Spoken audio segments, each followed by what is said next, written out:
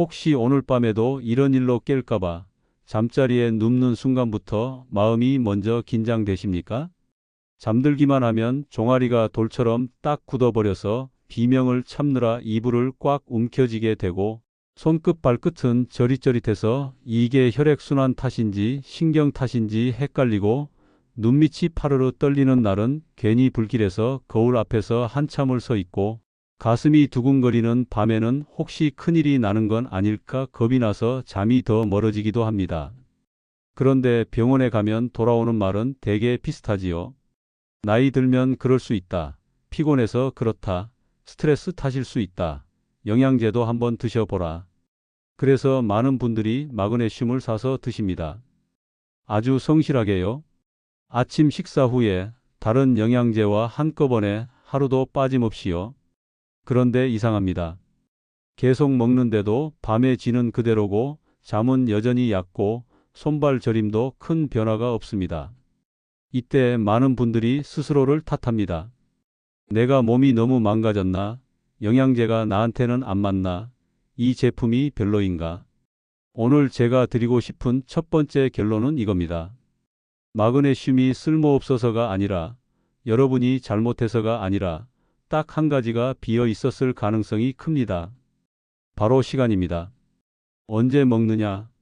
그 한 가지가 같아 보이는 마그네슘을 전혀 다른 결과로 바꿔 놓을 수 있습니다. 오늘 이야기를 끝까지 들으시면 지금 가지고 계신 같은 마그네슘으로도 몸이 반응하는 방식을 바꿀 수 있는 길이 보이실 겁니다. 돈을 더 쓰라는 말이 아닙니다. 복잡한 검사를 받으라는 말도 아닙니다. 오늘부터 바꿀 수 있는 건 딱 몇 가지, 그리고 그중 가장 강력한 건 타이밍입니다. 이걸 이해하면 왜 그동안 성실했는데도 효과를 못 느꼈는지, 그리고 어떻게 하면 같은 노력으로 훨씬 큰 변화를 끌어낼 수 있는지 머리와 몸이 동시에 납득하게 됩니다. 시니어의 수면과 근육 기능, 신경 안정에 관한 연구들을 오래 살펴보며 공통된 패턴을 있었습니다. 현장에서 듣는 말은 늘 비슷합니다. 밤에 다리가 뭉친다, 종아리가 쥐가 난다, 손발이 저리다, 자꾸 깬다, 깊게 잠들지 못한다, 낮에 멍하다. 이 증상들은 따로 떨어져 있는 것처럼 보여도 한 줄로 연결될 때가 많습니다. 그 연결고리 중 하나가 바로 마그네슘입니다. 다만 마그네슘을 무조건 많이 먹는다고 해결되는 구조는 아닙니다. 몸이 받아들이는 시간, 몸이 저장하려는 시간, 몸이 빼앗기는 시간, 이 세 가지가 서로 엇갈리면 마그네슘은 아무리 먹어도 물처럼 스쳐 지나가 버릴 수 있습니다. 먼저 아주 쉬운 비유부터 해보겠습니다. 우리 몸을 움직이는 힘을 우리는 흔히 근력이나 체력이라고 부르지만 의학계에서는 그 밑바닥에 전기 신호가 있다고 설명합니다. 심장이 뛰는 것도, 근육이 수축하는 것도, 손가락 끝이 감각을 느끼는 것도, 뇌가 잠으로 들어가는 것도 전기 신호의 리듬입니다. 그런데 전기가 흐르려면 무엇이 필요할까요? 전선이 있어야 합니다. 마그네슘은 그 전선 같은 역할을 하는 대표적인 미네랄로 알려져 있습니다. 연구에 따르면 마그네슘은 근육과 신경이 흥분했다가 다시 가라앉는 과정, 즉 수축과 이완의 리듬을 매끄럽게 만드는 데 관여합니다. 쉽게 말해 몸을 긴장해서 풀어주는 스위치에 가까운 자리에 서 있다는 뜻입니다. 이 스위치가 약해지면 어떤 일이 생길까요? 낮에는 어떻게든 버팁니다. 그런데 밤이 되면 문제가 드러나기 쉽습니다. 원래 밤은 쉬고 회복하는 시간입니다. 몸이 긴장을 내려놓고 근육을 풀고 신경을 가라앉히고 심박을 안정시키고 깊은 수면으로 들어가야 합니다. 그런데 마그네슘이 부족하거나 몸이 마그네슘을 제대로 활용하지 못하는 상태라면 쉬는 모드로 전환이 매끄럽지 않습니다.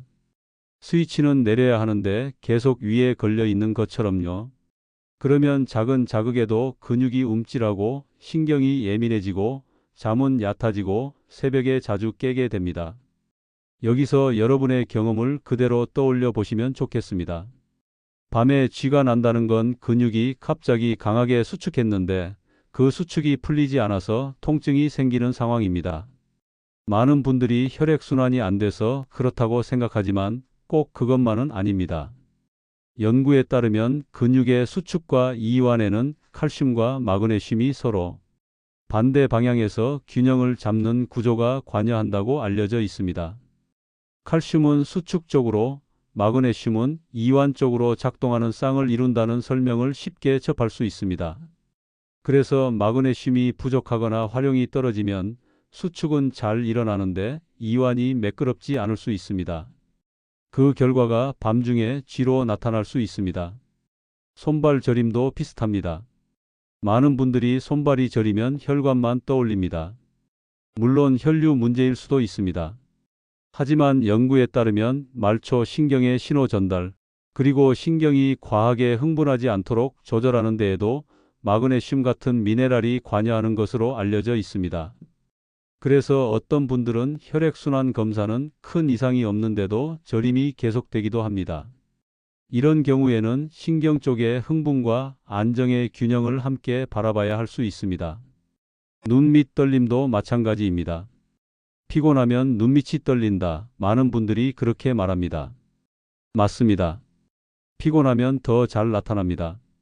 그런데 왜 피곤할 때 더 떨릴까요? 연구에 따르면 피로는 교감신경을 올리고 근육과 신경을 더 예민하게 만들 수 있습니다. 이때 몸의 이완 쪽을 돕는 자원이 부족하면 작은 근육들이 스스로를 통제하지 못하고 떨리는 반응을 보일 수 있습니다. 물론 이것이 전부 마그네슘 때문이라고 단정할 수는 없지만 마그네슘이 그 조절 시스템에서 중요한 역할을 한다는 설명은 여러 자료에서 반복됩니다. 그리고 많은 분들이 가장 괴로워하는 것, 불면입니다.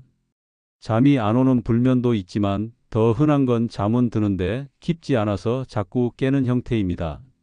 새벽에 눈이 떠지고 다시 잠들려면 한참이 걸리고 아침에 일어나도 개운하지 않고 낮에 멍하고 그러다 오후에 졸리고 밤이 되면 또 잠이 안 오고 이 반복이 삶을 갉아먹습니다. 연구에 따르면 수면은 단순히 의지로 조절되는 게 아니라 신경계의 낮과 밤 리듬에 의해 크게 좌우됩니다. 낮에는 움직이기 위한 신경, 밤에는 회복하기 위한 신경이 상대적으로 우세해지는 흐름이 있습니다. 이 흐름이 깨져 있으면 몸은 누웠는데도 뇌는 아직 깨어 있으려고 합니다. 마그네슘은 이때 몸이 이완으로 들어가도록 돕는 요소 중 하나로 언급됩니다. 여기까지 듣고 이런 질문이 떠오르실 겁니다. 그럼 마그네슘이 부족하면 어떤 신호가 더 나오느냐? 여러분이 체크할 수 있도록 대표적인 흐름을 정리해 보겠습니다. 첫째, 밤에 종아리나 발바닥에 쥐가 잦다. 둘째, 손끝 발끝이 저리거나 시린 느낌이 자주 온다. 셋째, 잠이 들기 어렵거나 자주 깨고 깊게 못 잔다.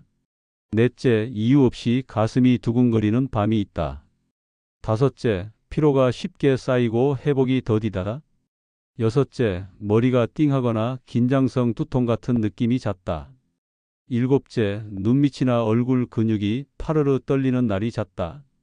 이 중에서 몇 가지가 동시에 겹친다면 마그네슘이든 신경계 리듬이든 몸의 이완 시스템을 점검해 볼 필요가 있습니다. 그런데 여기서 정말 중요한 이야기가 하나 더 있습니다. 나이가 들수록 이 문제가 왜 더 흔해지는가? 많은 분들이 이렇게 말씀하십니다. 젊을 때도 커피 마셨고, 젊을 때도 스트레스 받았고, 젊을 때도 잠을 설친 적은 있었는데 왜 60 이후부터는 같은 일이 더 크게 오는지 모르겠다. 연구에 따르면 노화는 단지 근육량만 줄이는 것이 아니라 세포가 영양소를 다루는 방식 자체를 바꾸기도 합니다. 즉, 똑같이 먹어도 저장이 덜 되고 똑같이 써도 회복이 느리고 똑같이 잃어도 보충이 어렵습니다. 마그네슘도 이 범주 안에 놓일 수 있습니다. 나이가 들면 위산이 줄어 흡수 환경이 달라질 수 있고 약물을 복용하는 경우도 늘어나며 신장 기능의 여유도 예전 같지 않을 수 있습니다. 그래서 예전에는 대충 먹어도 몸이 버티던 방식이 어느 순간부터는 통하지 않게 됩니다. 여기서 많은 분들이 착각하는 포인트가 있습니다. 나는 마그네슘을 먹는다. 그러니 나는 충분하다. 하지만 실제로 중요한 건 먹는 양이 아니라 내 몸 안에서 남아있는 양입니다. 그리고 더 정확히는 내 몸이 마그네슘을 필요할 때 꺼내 쓸 수 있는 상태인지입니다. 물을 열심히 붓는데 바닥에 구멍이 나 있으면 통은 계속 비어 있지요. 마그네슘도 마찬가지입니다. 그래서 오늘은 단순히 마그네슘을 먹으라고 말하는 영상이 아니라 마그네슘이 새는 구멍을 막고 몸이 받아들이는 시간을 맞추고 형태와 조합을 정리해서 실제로 남도록 만드는 이야기입니다. 그럼 이제 여러분의 일상에 숨어 있는 도둑부터 잡아보겠습니다. 마그네슘을 훔쳐가는 습관들입니다. 첫 번째 도둑은 카페인입니다. 커피를 끊으라는 말이 아닙니다. 다만 연구에 따르면 카페인은 이뇨작용을 통해 소변량을 늘릴 수 있고 그 과정에서 일부 미네랄 배출이 증가할 수 있다는 점이 언급됩니다. 특히 하루에 커피를 자주 드시는 분들은 본인도 모르게 몸에서 빠져나가는 자원이 많아질 수 있습니다. 커피가 나쁜 게 아니라 양과 시간과 수분 보충이 함께 관리되지 않을 때 문제가 됩니다. 그러니 커피는 하루 2잔 이내로 줄이고 특히 오후 늦게는 피하는 것이 수면에도 미네랄 유지에도 도움이 될 수 있습니다. 두 번째 도둑은 술과 탄산음료입니다. 술을 드시면 몸은 해독과 대사에 집중합니다. 이 과정에서 여러 영양소가 소모될 수 있다는 설명이 많습니다. 특히 자주 드시는 분들은 잠이 더 얕아지고 새벽에 깨는 일이 늘어나는 것을 경험합니다. 술이 잠을 오는 것처럼 느끼게 하지만 깊은 수면을 깨뜨릴 수 있다는 점은 잘 알려져 있습니다. 탄산음료는 또 다른 문제를 만들 수 있습니다. 일부 자료에서는 인산이 미네랄 균형에 영향을 줄 수 있다는 언급도 있고 무엇보다 탄산음료는 당이 높아 혈당 변동을 크게 만들 수 있습니다. 혈당이 흔들리면 밤에 심장이 두근거리거나 자주 깨는 분들이 있습니다. 그러니 술과 탄산은 마그네슘을 채우는 습관이 아니라 회복을 방해하는 습관이 될 수 있다는 점을 기억하시면 좋겠습니다. 세 번째 도둑은 스트레스입니다. 이게 가장 무섭습니다. 눈에 보이지 않고 누구나 가지고 있고 줄이기 어렵다고 느끼기 때문입니다. 연구에 따르면 스트레스 상황에서는 몸이 각성 호르몬 쪽을 더 많이 사용하며 그 과정에서 미네랄과 비타민 같은 자원 소모가 늘 수 있다고 설명됩니다. 중요한 건 악순환입니다. 스트레스를 받으면 마그네슘 같은 이완 자원이 줄고 이완 자원이 줄면 다시 스트레스에 더 예민해지면 수면이 깨지고 수면이 깨지면 다음 날 스트레스가 더 커집니다. 이 고리가 만들어지면 아무리 좋은 영양제를 먹어도 체감이 약해집니다. 네 번째 도둑은 혈당 문제와 일부 약물입니다. 혈당이 높아 소변으로 당이 많이 빠져나가는 상태에서는 수분과 함께 여러 미네랄이 같이 배출될 수 있다는 설명이 있습니다. 또 고혈압이나 심장질환 등으로 이뇨제 계열 약을 드시는 분들은 소변량이 늘어나는 만큼 미네랄 관리에 더 신경을 써야 할 수 있습니다. 여기서 중요한 원칙은 하나입니다. 약을 끊으라는 말이 아닙니다. 약은 반드시 처방한 의료진의 지시에 따라야 합니다. 다만 약을 드시는 분일수록 영양소는 더 전략적으로 몸에 남게 먹어야 한다는 뜻입니다. 다섯 번째 도둑은 조리 방식입니다. 이건 의외로 큽니다. 마그네슘이 풍부하다고 알려진 채소를 열심히 삶아서 물을 버리는 습관, 시금치를 데쳐서 헹구는 습관, 콩을 오래 삶고 국물을 버리는 습관. 이런 과정에서 물에 녹는 성분이 빠져나갈 수 있다는 점은 영양학에서 흔히 다룹니다. 그러니 가능하면 찌거나 볶거나 국물까지 함께 먹는 방식이 유리할 수 있습니다. 같은 식재료라도 어떻게 먹느냐가 남는 양을 바꿉니다. 자, 도둑을 어느 정도 잡았습니다. 그런데 도둑을 잡는 것만으로는 충분하지 않습니다. 오늘의 핵심, 바로 타이밍으로 들어가야 합니다. 마그네슘은 언제 먹느냐에 따라 체감이 달라질 수 있는 영양소로 자주 언급됩니다. 이유는 간단합니다. 우리 몸은 낮과 밤의 모두가 다릅니다. 낮은 활동 모드입니다. 교감신경이 상대적으로 우세해지고 몸은 쓰는 데 집중합니다. 밤은 회복 모드입니다. 부교감신경이 상대적으로 우세해지고 몸은 저장하고 수리하는 데 집중합니다. 여러분도 느끼시지요? 낮에는 마음이 바쁘고 밤에는 몸이 축 늘어지고 잠이 잘 오면 근육도 풀립니다. 마그네슘은 이완과 관련된 방향에서 언급되는 영양소입니다. 그러면 논리적으로 어디에 맞춰야 할까요? 활동 모드보다는 회복 모드에 맞추는 편이 자연스럽습니다. 그래서 많은 분들이 아침에 먹던 마그네슘을 저녁으로 옮겼을 때 체감이 달라졌다고 말합니다. 이건 마법이 아니라 리듬입니다. 몸이 받아들이기 쉬운 시간에 들어가야 남습니다. 그럼 저녁이면 언제가 좋으냐? 무조건 자기 직전은 아닐 수 있습니다. 마그네슘은 형태에 따라 장운동에 영향을 줄 수 있어 너무 늦게 먹으면 새벽에 화장실 때문에 잠이 깨는 분도 있습니다. 위가 예민한 분은 공복 섭취가 부담이 될 수도 있습니다. 그래서 현실적으로 추천되는 시간은 저녁 식사 후 어느 정도 소화가 진행된 뒤 잠들기 약 2시간 전쯤이 무난합니다. 예를 들어 평소 밤 11시에 주무신다면 밤 9시 전후가 한 가지 선택이 될 수 있습니다. 중요한 건 절대적인 시각보다 매일 비슷한 시간으로 리듬을 만드는 것입니다. 우리 몸은 반복을 기억합니다. 매일 같은 시간에 들어오는 자원은 그 시간에 맞춰 흡수와 활용을 준비하려는 경향을 보입니다. 반대로 오늘은 아침, 내일은 점심, 모레는 밤 이렇게 들쭉날쭉하면 몸은 리듬을 못 잡습니다. 여기서 또 하나 많은 분들이 놓치는 것이 있습니다. 마그네슘은 혼자 먹는다고 끝이 아닙니다. 함께 먹으면 돕는 조합이 있고 함께 먹으면 경쟁하는 조합이 있습니다. 대표적으로 칼슘, 철분, 마그네슘은 흡수 경로에서 서로 영향을 줄 수 있다고 알려져 있습니다. 그래서 칼슘을 드시는 분이 마그네슘도 같은 시간에 같이 드시면 둘 다 체감이 약해질 수 있습니다. 철분도 마찬가지입니다. 그러니 원칙은 간단합니다. 칼슘과 마그네슘, 철분과 마그네슘은 시간을 나누는 것이 안전합니다. 최소 2시간 이상 간격을 두는 방식이 흔히 권장됩니다. 또 카페인 음료는 흡수와 배출에 영향을 줄 수 있으니 마그네슘을 먹는 시간에는 커피나 진한 차를 피하는 편이 좋겠습니다. 이제 형태 이야기로 넘어가야 합니다.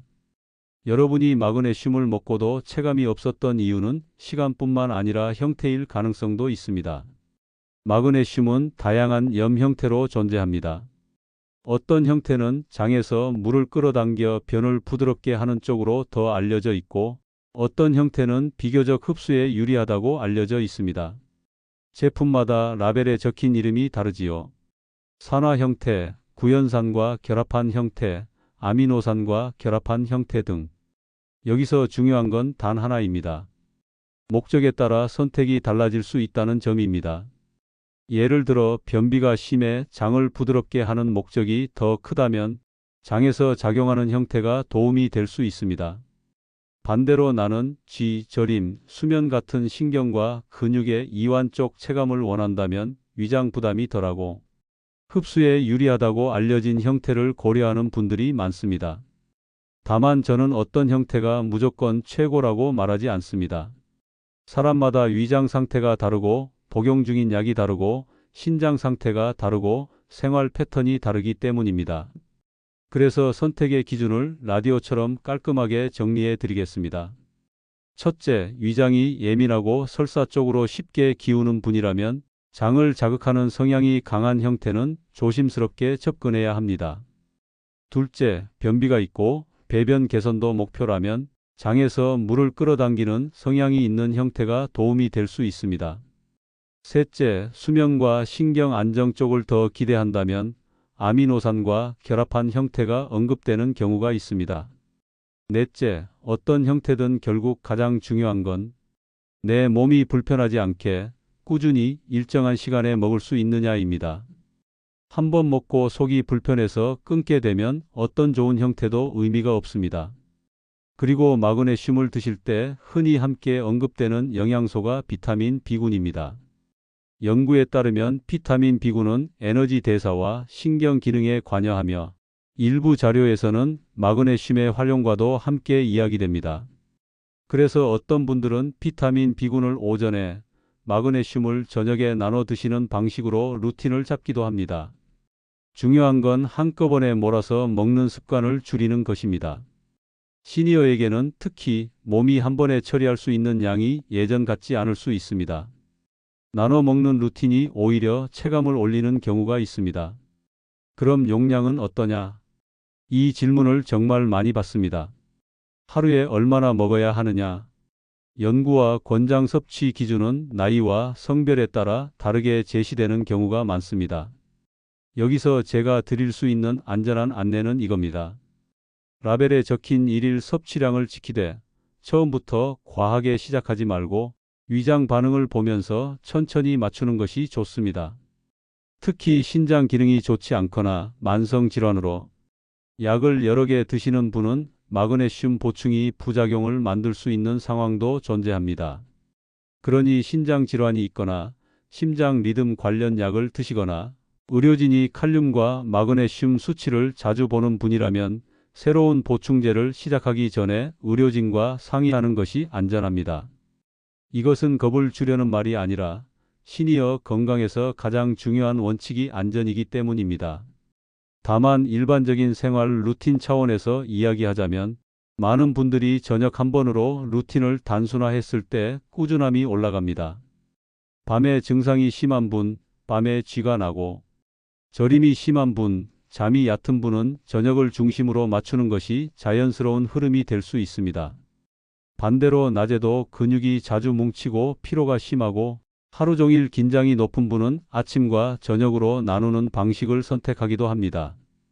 단, 아침에 드실 때는 커피와 거리를 두어야 한다는 원칙을 꼭 기억하셔야 합니다. 아침에 눈 뜨자마자 커피부터 드시는 분이라면 마그네슘을 아침에 넣는 루틴은 실패하기 쉽습니다. 그럴 바에는 차라리 저녁 한 번으로 고정하는 편이 낫습니다. 그리고 물 이야기 정말 중요합니다. 마그네슘만이 아니라 수분이 부족하면 근육 경련이 더 잘 생길 수 있다는 점은 자주 언급됩니다. 특히 겨울철 그리고 난방으로 건조한 실내에서 물을 적게 드시는 시니어는 본인도 모르게 탈수 쪽으로 기울 수 있습니다. 물을 많이 마시라는 말이 부담스럽게 들릴 수 있지만 최소한 저녁에 마그네슘을 드실 때는 미지근한 물로 충분한 물과 함께 드시는 것이 위장 부담을 줄이는 데 도움이 될 수 있습니다. 차가운 물이 불편한 분은 미지근한 물이 더 낫습니다. 이제 음식으로 들어가 보겠습니다. 보충제만으로 모든 것을 해결하려고 하면 오래 못 갑니다. 음식이 바탕이 되어야 몸이 안정됩니다. 마그네슘이 풍부하다고 알려진 대표 식품들을 생활 속에서 쉽게 쓰는 방법으로 연결해 드릴게요. 첫째, 견과류 중에서는 아몬드 같은 식품이 자주 언급됩니다. 다만 한 줌이라는 표현이 늘 문제입니다. 손이 큰 분은 너무 많이 드시게 되지요.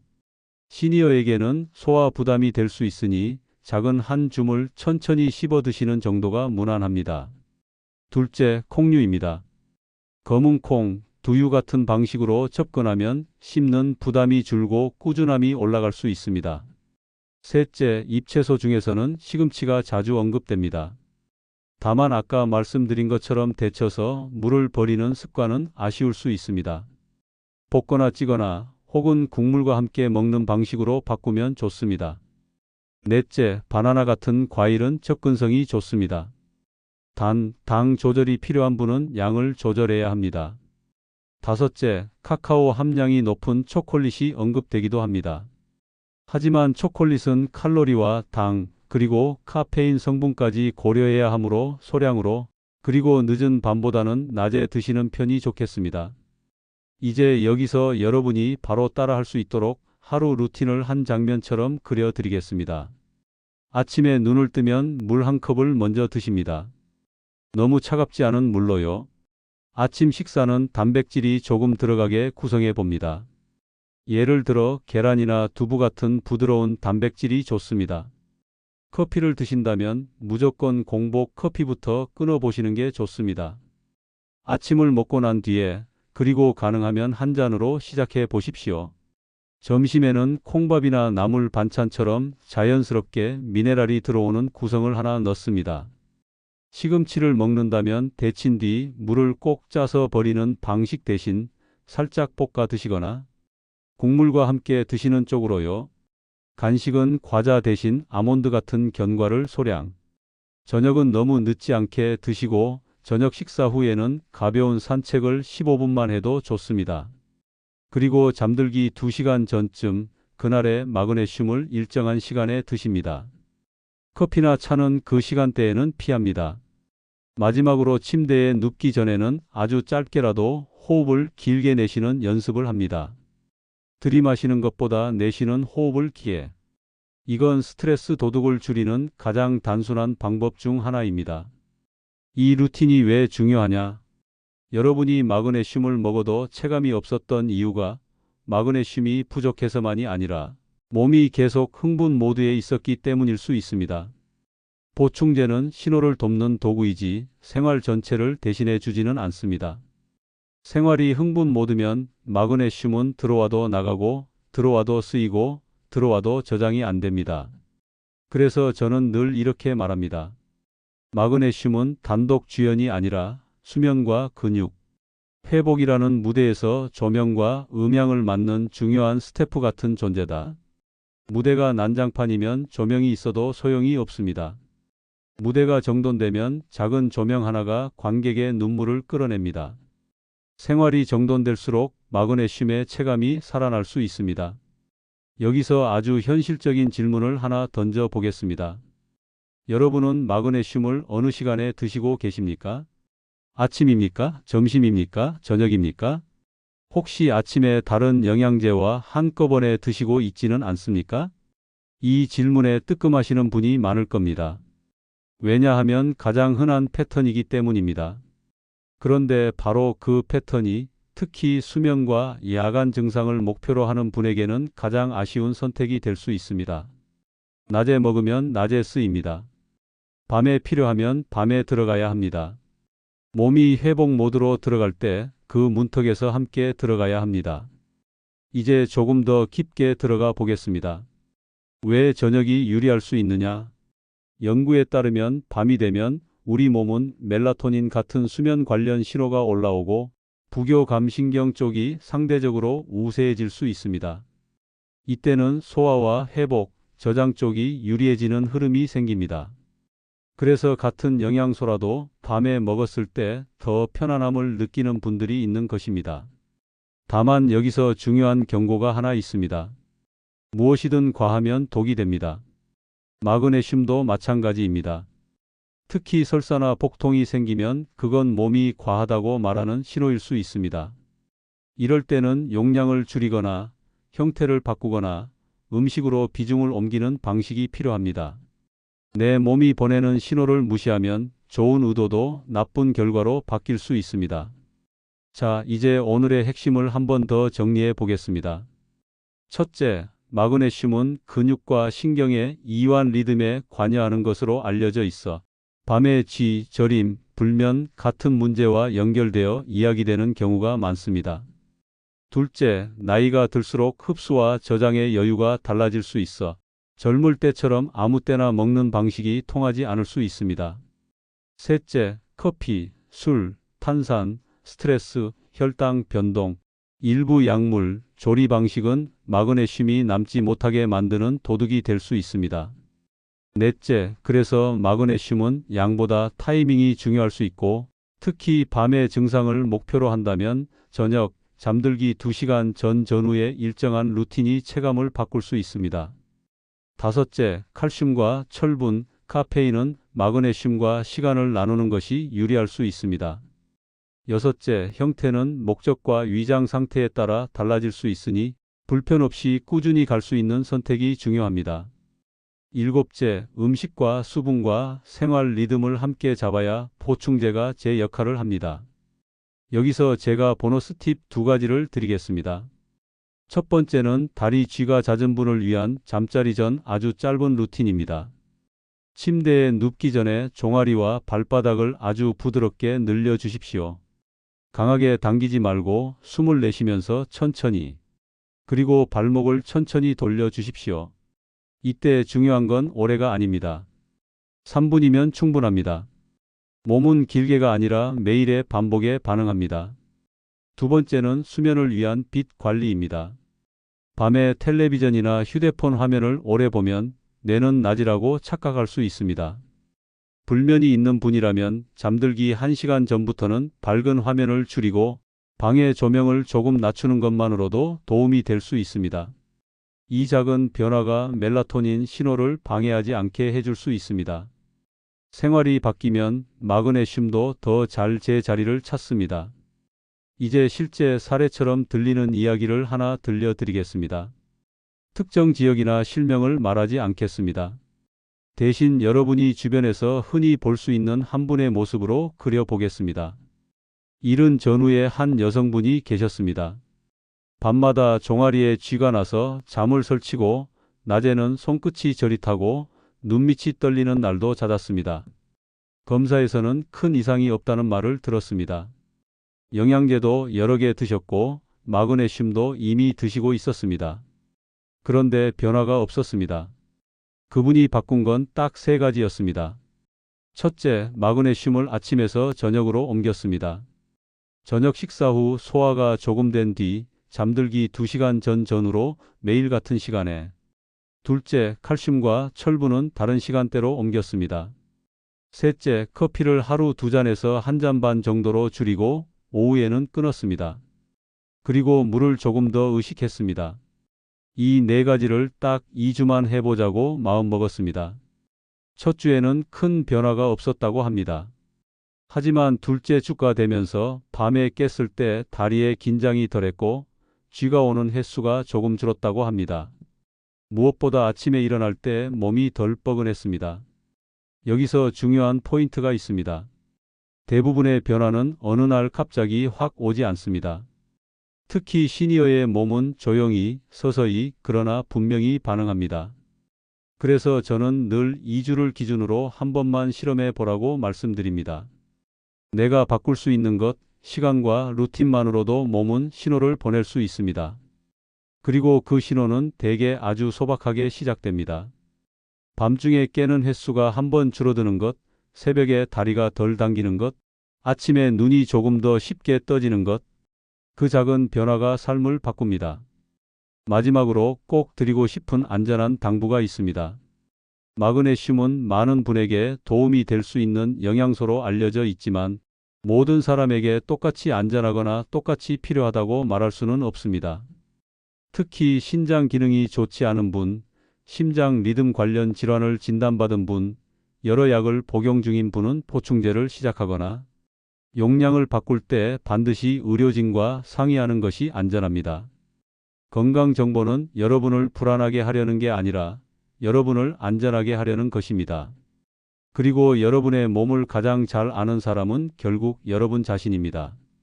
불편이 생기면 멈추고 조절하고 전문가와 상의하는 것, 이것이 시니어 건강의 기본입니다.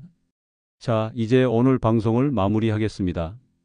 오늘 밤 여러분이 할 수 있는 건 크지 않습니다. 하지만 분명합니다. 첫째, 마그네슘을 드신다면 시간을 저녁으로 옮겨 보십시오. 잠들기 2시간 전후 매일 같은 시간으로요. 둘째, 칼슘과 철분, 커피와는 거리를 두십시오.